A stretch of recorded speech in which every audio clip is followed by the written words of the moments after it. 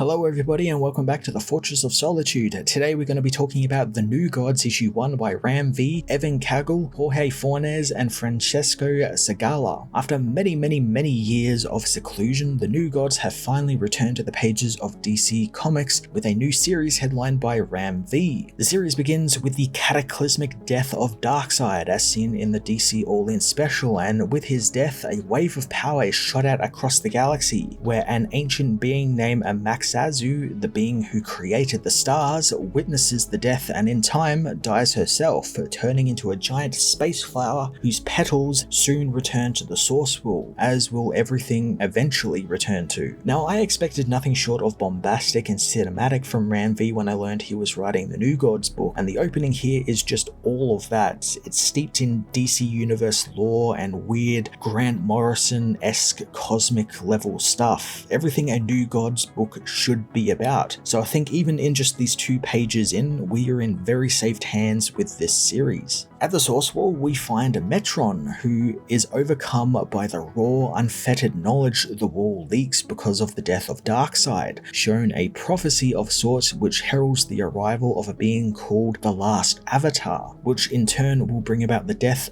of the old gods and the birth of the new gods. Now, I absolutely adore how Ram and his artists Evan Cagle and Jorge Fornes express this plot point on the page. Specifically Fornes, who does this just exquisite page that's all done on a white background with symbols and iconography covering Metron's face as he takes in this knowledge and learns of the prophecy. Vision of what comes takes us to New Genesis, home of the New Gods, where Fastback and Lightray race to the floating city as they have been summoned by the High Father, who is being visited by Metron. High Father and Metron can both feel that Darkseid is gone and the balance in the universe has been upturned because of it, but Metron isn't there to discuss Darkseid's death, but rather the prophecy that came from its wake. He tells the High Father of what he has seen and how on Earth a child will be born a new god. Ram writes Metron's dialogue with this great ominous ethereal tone to it. There is this great weight to his words, and I like that he's being this sort of herald of doom a little bit here, where he's got like this message he needs to give to the High Father and he needs him to heed his warnings, but High Father, while feeling fear, won't show the fear he has for whatever the last avatar is to Metron.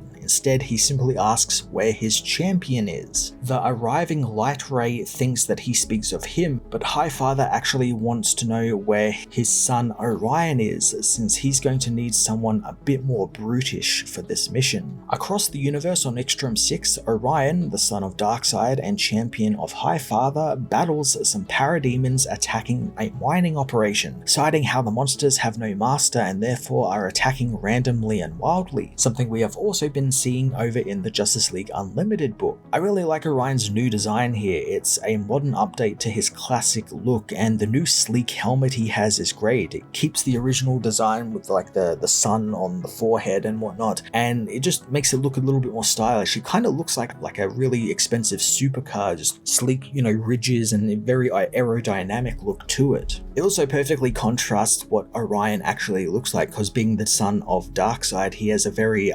chiseled face, let's say it, a very monstrous face that looks just like Darkseid except with lighter skin. Orion's battle is interrupted by High Father's voice, who tells his adopted son of a mission of great importance that he must complete without any questions. Back on Earth, Scott Free, better known as Mr. Miracle, tries to deal with his newborn baby Olivia, while an exhausted Barda tries to find some time to nap. Able to escape any sticky situation, Scott finally gets the baby off to sleep, takes the trash out and leaves Barda to rest, heading outside across the street to a quiet bench to get some quiet time. It's here he meets with Orion, whom he heard come via boom tube minutes earlier. Orion gets to the task at hand and tells Scott of the prophecy that he has now been tasked with by killing the child Metron spoke of before it gains power. Now, I really like what they're kind of setting up here, as I kind of feel like Ram expects you to think that, oh, he's talking about Scott's baby and he's there to kill Olivia, Scott's child. But that's not what's happening here at all. And we find out that Orion is there because he wants Scott to go and find this child and escape with it and hide it away because he does not want to kill a child. Ram builds on Orion and Scott's relationship, and last little bit of character development both got under Tom King and Mitch Gerads in an interesting way, and we get a rather common trope here with Scott filling the role of the retired hero who is getting pulled back in for one last mission and doesn't really want to do it, but we know he's reluctantly going to do it. It's interesting that we get such a rather standard comic book trope in a book that up until now has been nothing but kind of big cosmic lore dumps and the like,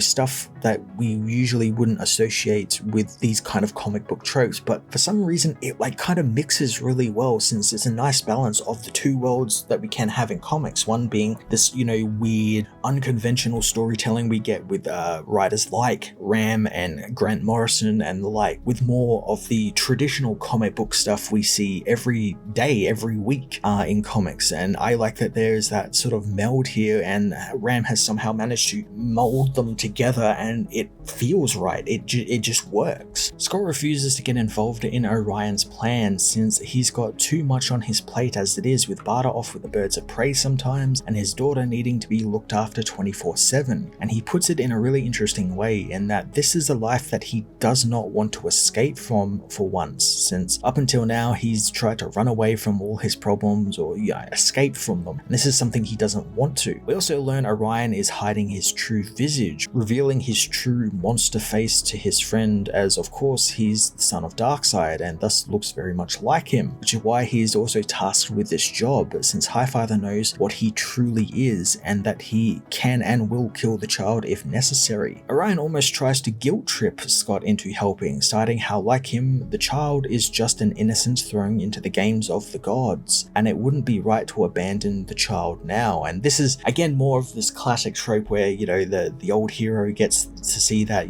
thing that finally draws them back in, and they kind of reluctantly go, oh fine, I'll help out. And that's definitely where we're heading into in the next issue. Orion does leave, giving Scott 7 days to find the child before he comes for it, as in India, a family flee a group of heavily armed mercenaries being overseen by Maxwell Lord, who demands that his men take the shot at the family before they can board an oncoming train. Lord being part of the book really surprised me. This was something that was actually revealed by Ram after the book came out. He made it known that it was definitely Maxwell Lord and he's going to be involved with it, but it does make a little bit of sense. This is in the wake of absolute power, so there's kind of like a power vacuum of clandestine organizations on Earth since Waller's not in the picture anymore, so I can see him as trying to make a play for this child of a god as a way of gaining power now that Waller's not around, and how maybe this is how he gets Checkmate back and he gets in command of Checkmate again or something. Really intrigued to see how Ram is going to use him in this storyline. There's also the hint that maybe this could be some sort of movie synergy, since Lord is going to be in that new Superman movie very soon. The assassins soon get a bead on the family and shoot the father of the child, and upon seeing their dying father, a great power activates in the child, and the last avatar is born, obliterating the men in a blinding light. The New Gods was everything I wanted a New God-centric book to be about. We got weird Grant Morrison level cosmic lore coupled with a few more traditional comic book beats, centered around Scott free and getting him back in the saddle as Mr. Miracle. Ram and his team really made the book highly accessible for new readers, which is no small feat, especially for a complicated and storied group like the New Gods. So I think it's safe to say